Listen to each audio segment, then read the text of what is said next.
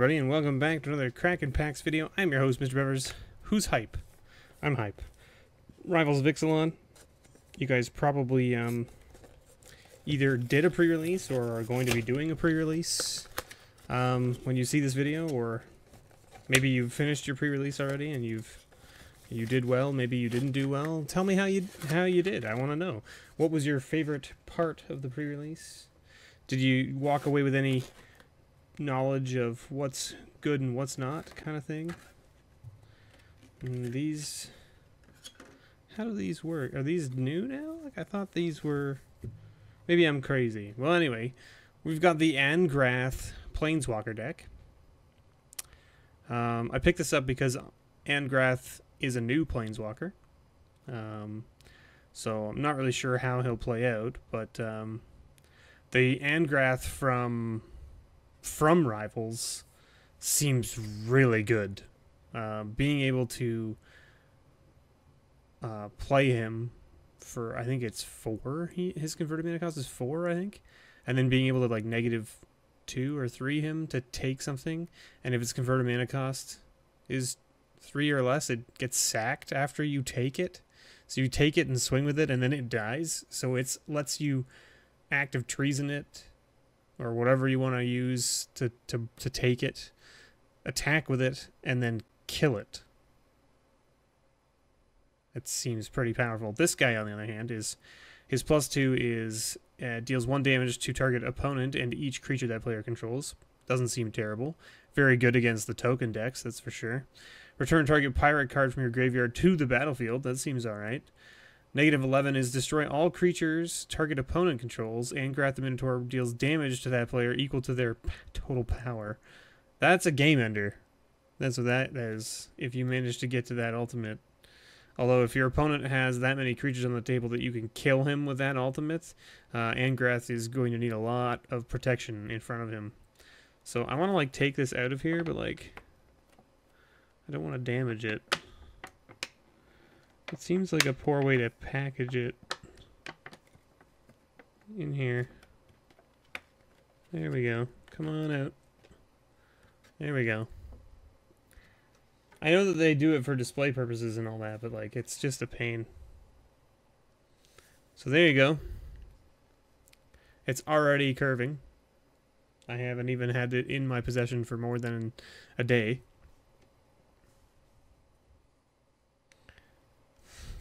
Terrible. Let's get into the deck. Or try to. There we are. Oh, okay. So they just package it all in to the thing now. Weird.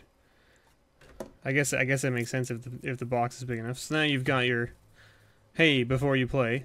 So these are like your instructions on how to, like, not really necessarily instructions, but like it's the basics of what the deck is trying to do and what the heck is going on here. There we go. So before you play, blah, blah, blah, and here's how to play the deck. Like, here's just some things that you can know, like, you should know about it and all that kind of stuff. Some lore about Angrath himself, I guess. Oh, it's not even, wow, does it not even have, wow. Wow, that's super minimalized. So it doesn't even have a deck list of the pre-constructed deck.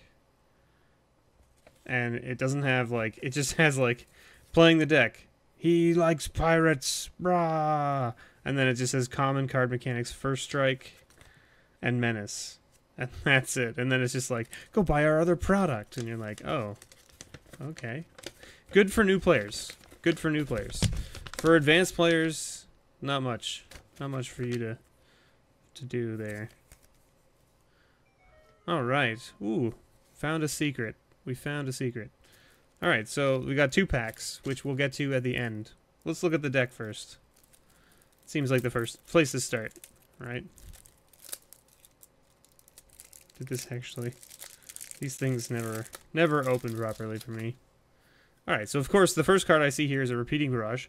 Solid card in Limited. And in Sealed. So like any limited format, so like Draft, Sealed... Very good.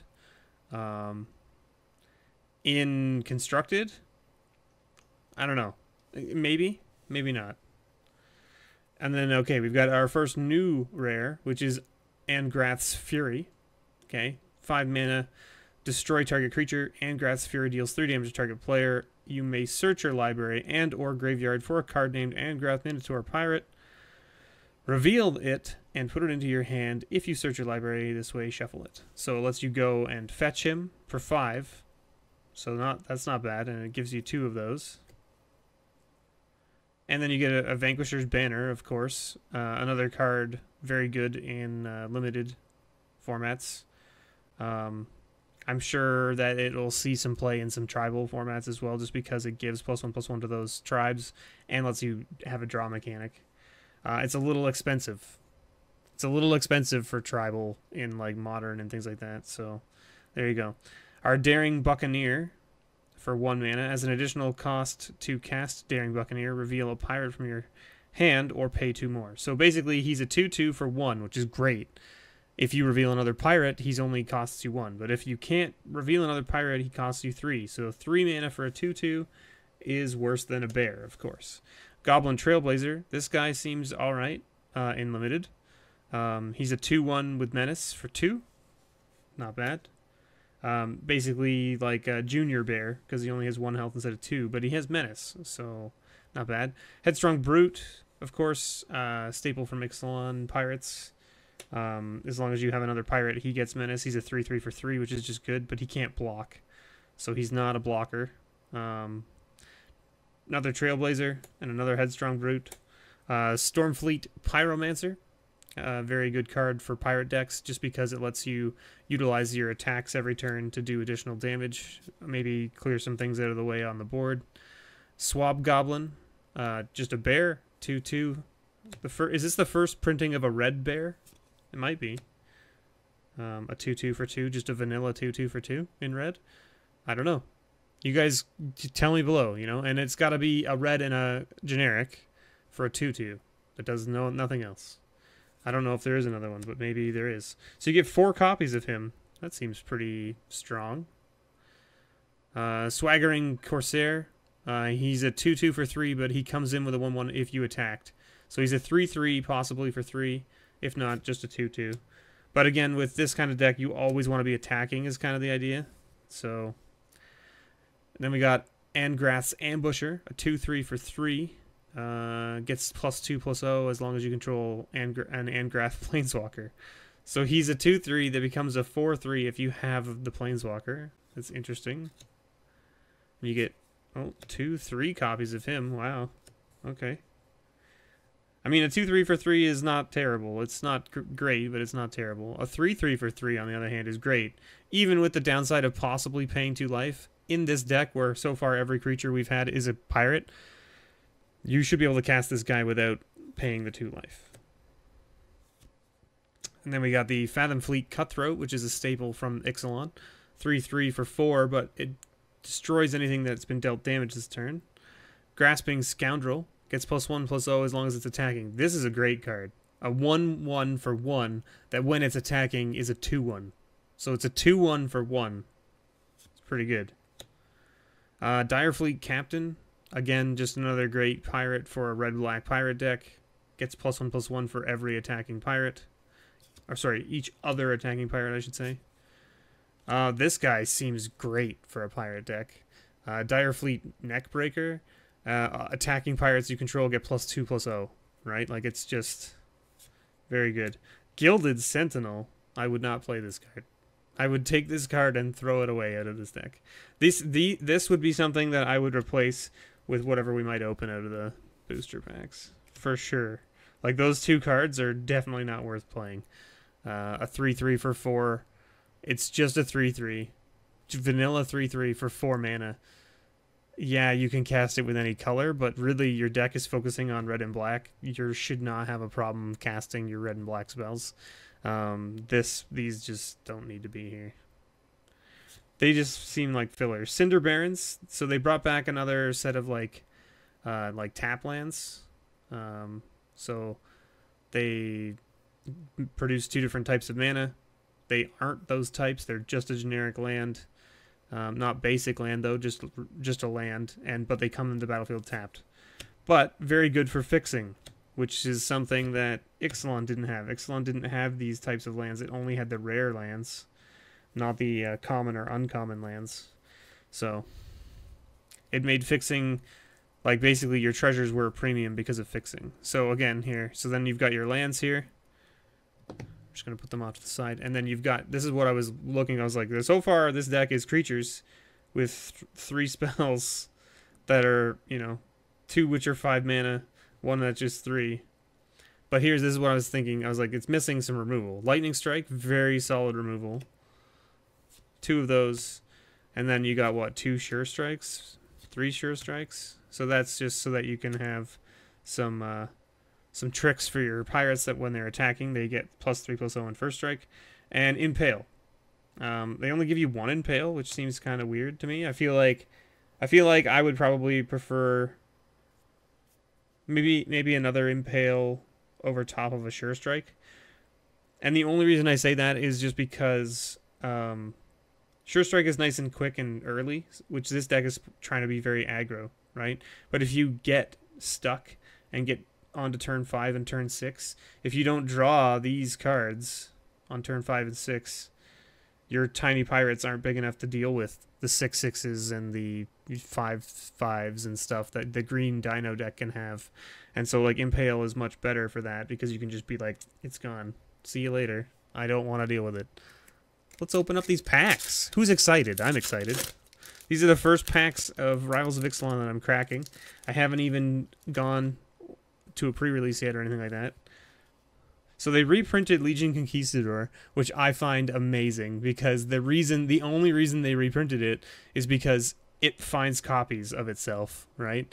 And when you draft this set, that's all this is for. It's the only reason it's been reprinted is for draft, because when you draft, if you don't open multiple copies of this in a draft, it's pretty much just a 2/2 for 3, which is not great, right? And if it was only in Ixalan and not in Rivals, when you draft, you'd only get maybe 2 of these at most, and that would be if you're lucky, right? Like, chances are you get 1 maybe, right? Because there's only 1 pack of Ixalan in the draft format, right? It's 2 Rivals and one Ixalan. So anyway, Sea Legs. This card seems interesting. It's a 1 mana enchantment. If your creature's a pirate, it gets +0/+2, but if it's not, it gets -2/-0. So you can use it as slowing down your opponent, or you can use it to beef up your board. Voracious Vampire. This guy seems pretty good for a vampire deck. He's a 2/2 for 3 with Menace, but when he comes to the battlefield, he gives another vampire +1/+1 and Menace until end of turn. They reprinted Naturalize, which was needed. There are so many artifacts and enchantments in this set that it's needed. They needed a cheap removal for all of them. Moment of Craving. This card seems very good. I would run this in the pirate deck for sure. It's just a 2 mana. Like, this is almost better than like a Sure Strike. Well, this is better than a Sure Strike in my opinion. It's almost better than a Lightning Strike. Only because it gives -2/-2, so it deals with things that are like indestructible or, you know, things like that. It also gives you 2 life, so if you can remove a creature and get 2 life, it's like a 4-point swing as opposed to a 3 from Lightning Strike. Grasping Scoundrel. Yeah, okay, so we can add another Grasping Scoundrel. See, we're already replacing all of these Gilded Sentinels. What is there, 2 of them? Yeah, 2 of them. We definitely have enough cards to replace those 2 guys. Seekers of the Golden City. Ascend.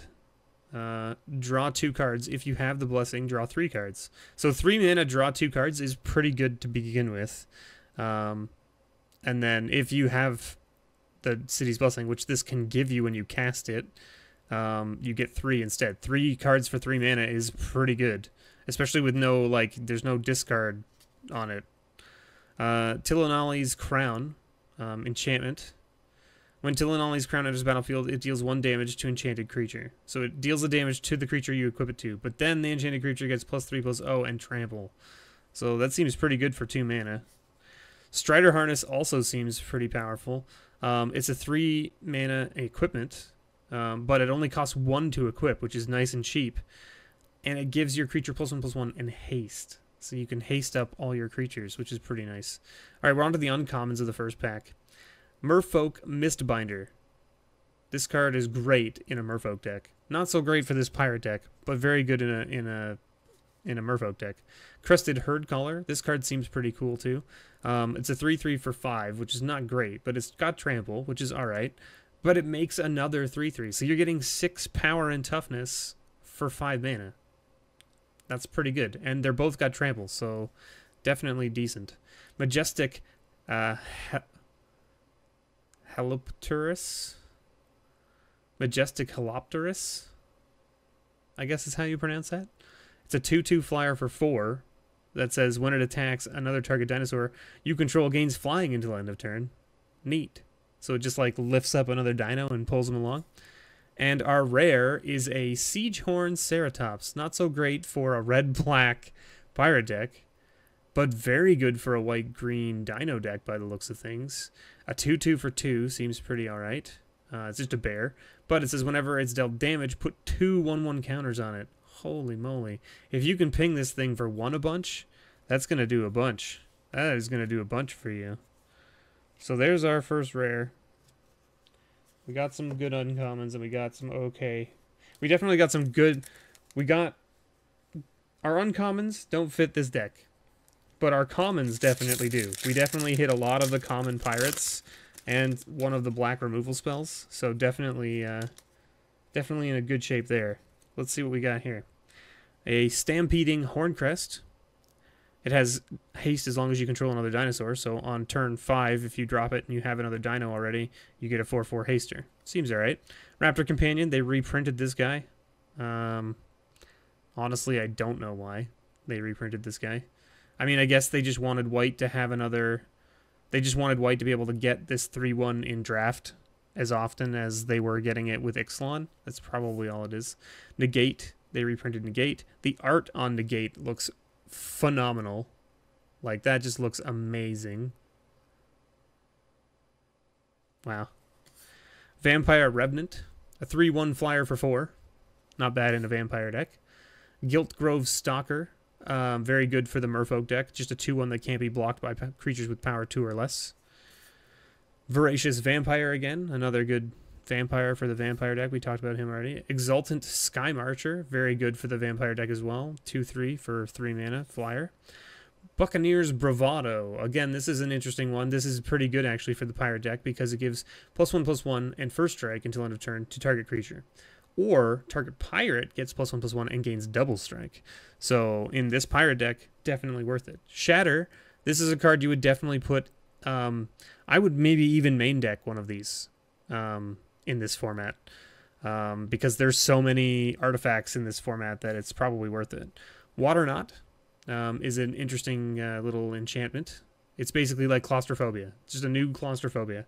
3 mana, 2 blue, and a generic. When it enters the battlefield, you tap it. Enchanted creature, and it doesn't untap. First uncommon. A Relentless Raptor. So Vigilance, 3/3 for 2. And it attacks or blocks each combat if able. So it has to attack and block. Which is, you know, unfortunate, I guess. But all at the same time, it's a 3/3 for 2. So, again, another 3/3 for 2. This guy just doesn't untap unless you gain life. I went turn 2 this guy into turn 3 whatever that enchantment is that gives them lifelink. +1/+1 and lifelink and makes a 1/1 lifelinker. Against an opponent on MTGO during the initial the preview of the set. And that was fun. A 4/4 lifelinker on turn 3 was pretty cool. Reaver Ambush. Exile target creature with power 3 or less. This seems like a very good removal spell that would fit perfectly into this pirate deck. We definitely play it. Oh. So we got a checklist card, and that means that we probably got a flip card, most likely. So let's see. Ooh, we got the Golden Guardian.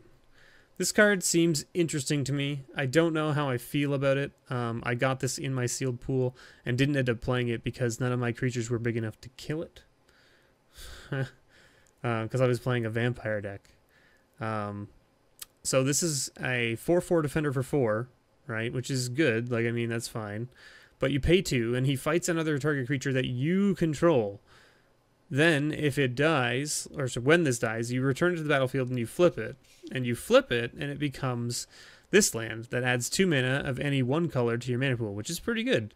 But for 4 and tap it, makes a 4/4 colorless golem artifact creature token. So you can just start pumping out 4/4s, which is good, but at the same time, if you don't have creatures that are big enough to kill it when you pay the 2 mana, it'll never flip. And so you'll just have a 4/4 defender forever that literally will just eat your team if you can't do something about it. And we got a City's Blessing, so that's pretty good. I'm pretty stoked that I got a City's Blessing. So out of that, we would definitely add some of our commons and uncommons. Our rares we probably wouldn't add. That'd be my guess. I don't think I see myself adding any of the rares. But definitely not the Siegehorn, right? Because it's definitely not on color at all. And the Golden Guardian we wouldn't add either. So chances are we would add some of these pirates. We would definitely add this Reaver Ambush. Actually, this second pack didn't really have much. We would add those maybe. And then here we got another one of these, which we already have in the deck. We got this, which is good, this, which is good, and this is actually not bad. I don't think we would add this just because our guys are kind of small, and I don't think we want to waste turn 3 on getting out a harness that's going to make our guys hasty when we're not really caring about haste too much with this deck. 3/3/0 and trample seems pretty good, especially since most of our pirates have at least 2 health. I think we only have a couple that are only 1 health, right? Which are not even this guy. So just we have 2 Trailblazers plus the one that we think we might add.